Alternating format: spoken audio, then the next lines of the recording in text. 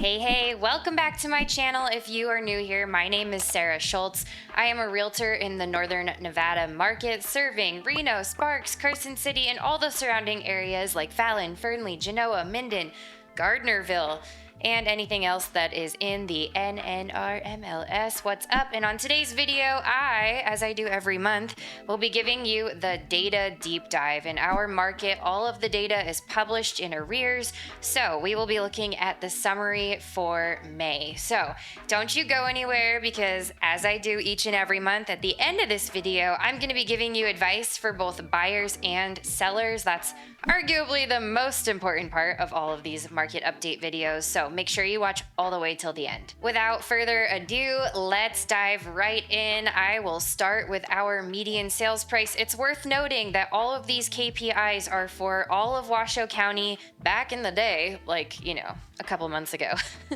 And all the time leading up to that, I used to only give you the data for Reno and Sparks, and as our area is just rapidly developing, as I'm serving more and more relocators, our area and, you know, what's considered close proximity just keeps expanding. So these metrics are for all of Washoe County. We saw an ever so slight increase by 1.4%, landing at $596,475. So just shy of the 600K mark. I know that this is sticker shock for a lot of you out there. Keep in mind, this is for single family residential, so this doesn't include condos, townhouses, manufactured homes, or vacant land, or commercial. I am not a commercial agent, can't even really touch any of that, but just so you know, that is for a single family home. Number of closed sales did increase significantly by 8.6%, landing at 416 closed sales for the month of May.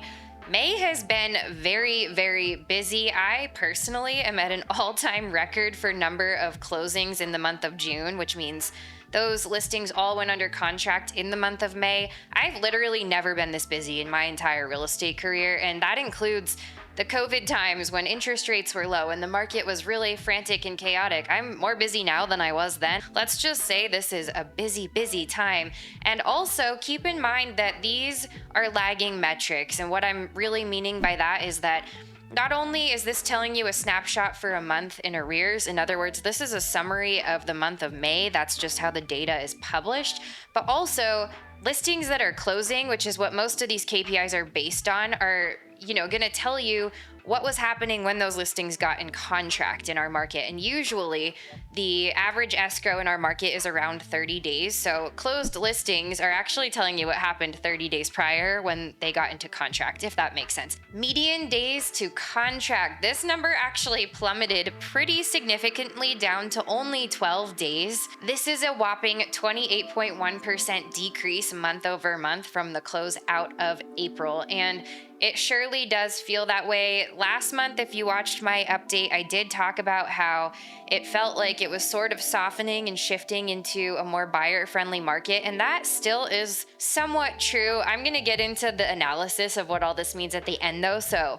I need you to just stay with me for a few more KPIs. Up next is the one that I say each and every month is the data point that literally changes the least in our market, and of course I am talking about percent of list price received. This only increased by 0.1% month over month, and this landed at 98.7%. So basically what this is telling you is that if listings are priced appropriately, sellers are pretty much more or less almost getting full asking price. Obviously there are variables in this metric, and I'm mostly referring to price point, because listings that are, you know, above a certain price point, it's a little bit more normal to see, you know, the actual contract price come down a little bit more significantly than those that are closer to the median sales price and below, but more on that later, so just don't go anywhere. I have a few more for you. Up next is our median price per square foot. This is referring to the sold price, not the asking price. So just keep that in mind. This number landed at $329 per square foot. This is a 2.5% increase month over month. Up next, we have number of new listings. This number came in at 627 new listings for the month of May, which is a significant increase of 8.9% month over month. It does feel like there is so much more inventory in our market than there has been possibly ever in my entire real estate career. I'm going to get into that though. Like I keep saying, don't you go anywhere. I'm almost to the end of the KPIs, and then we're going to talk about the good stuff, the meat and the potatoes of what all this means. All right, to piggyback on what I just said, we're next going to talk about active inventory. This number skyrocketed. This is actually the most drastic change month over month, with an increase of 32.6% from the closeout of April, landing at 1,012 active listings. This is a whopping 46.7% increase year over year, meaning that a year ago, at this time, there were almost 47% less listings than there are now that are active. Last but not least, let's talk about months supply of inventory. This number increased significantly as well by 22.1% month over month. And here is the biggest number. This increased by 53% year over year. Now, if you don't know what months supply of inventory means, it's basically telling you that if no new inventory came online,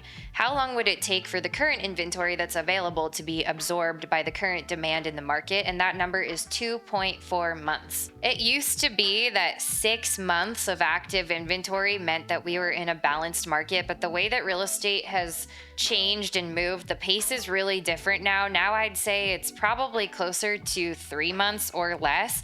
So let's get into the analysis of what all this means. And we are going to talk about whether or not this is a buyer's or seller's market or balanced market, because I think this is a really important moment in time. We are just on the precipice of a shift, but don't go anywhere. I'm going to dive in and I'm going to talk specifically about the buyer side and the seller side. Unless you are buying your first home or selling your final home, you are most likely both a buyer and a seller, right? We typically have to sell real estate to buy more, whether it's upsizing, downsizing, or moving laterally. Typically, most people are in the position where they are both buyers and sellers. So hopefully all this information is relevant and helpful to you. All right, let's talk first for buyers. Here is some words of wisdom and some advice for you as somebody who is literally working every minute of every day in this market, boots on the ground. Like I said, I've never, ever been this busy since I started working in real estate 5 years ago. And it is a wild ride right now, but I'm not complaining. It's very feast or famine in this industry. And of course, I'm going to choose feast every time. I will take it. I'm very grateful for everybody who is choosing me to be at the helm of your most important decision. But anyway, for buyers, here's my advice. There is more inventory on our market right now than there has been in years, like 5 years, literally, which is good. It means that you have more choices. The thing is, though, the number of days on market are shortening, which is a telltale sign that competition is picking up. Yes, there are more listings, but by the data, there are also more buyers competing for those listings. Overall, we're just seeing more and more market activity on both sides of the transaction right now. So it doesn't mean that because there are more choices that you should stall or, take your time. I mean, take your time within reason, right? Like, we're always going to do due diligence once we're locked into a contract, but you don't by any means have time to just kind of lollygag and, sleep on it and, check that Pinterest board and make sure every box is checked. I mean, that's just not the market that we are in. You still have to act quickly because there is a lot of competition on the buy side. So my best advice for you is to act quickly on homes that you love, but don't skimp on your due diligence, like all your home inspections. And definitely don't compromise any of your must-haves, just because with the amount of inventory that we have, chances are if, something isn't a great fit, that something else will come along that either is, or something's already out there that is. You just have to have an agent in your corner who is really committed to helping you find that. Here's my advice for sellers. Homes are selling a lot faster, and they are still selling for very close to list price. This is good news if you are selling a home. If you price correctly and present your home to the best of its capacities, not only cleaning and curb appeal, but potentially staging, potentially touching up paint, all the cosmetic, just little pre-listing things that I always go over with all my sellers. Now is the time to really be thinking about those things, because you have a lot of competition regardless of your price point. There is more inventory on the market right now than we have seen in literally years. So you're going to want to make sure that your listing stands up really strong against all of the competition. That said, you are still in a very strong position. All things considered, we still are in a seller's market, even though things are softening a little bit. I am seeing buyers with some leverage. It just honestly depends on the specific listing, specific price point, neighborhood, etc. But there are really, really good deals out there for buyers right now. So you do have to compete. My best advice for you is to take advantage of this strong buyer demand that we are seeing in the market right now. Do that before the summer season comes to an end, because I don't have a crystal ball and nobody really knows what's going to happen. But for this very moment in time, we are seeing so much market activity. I do have to ask you guys, what do you all think is contributing to this extreme ramp up in market activity on both the buyer and seller side? I mean, what's happening in our market? I mean, to me, mortgage interest rates are still extremely high. In fact, they kind of went up recently. So I think that maybe people are finally, even though we've all been saying this on all of our social media platforms, and I mean real estate professionals, mortgage professionals, we've all been saying for a long time, these rates aren't going anywhere. Get used to it. What is the saying everyone's saying?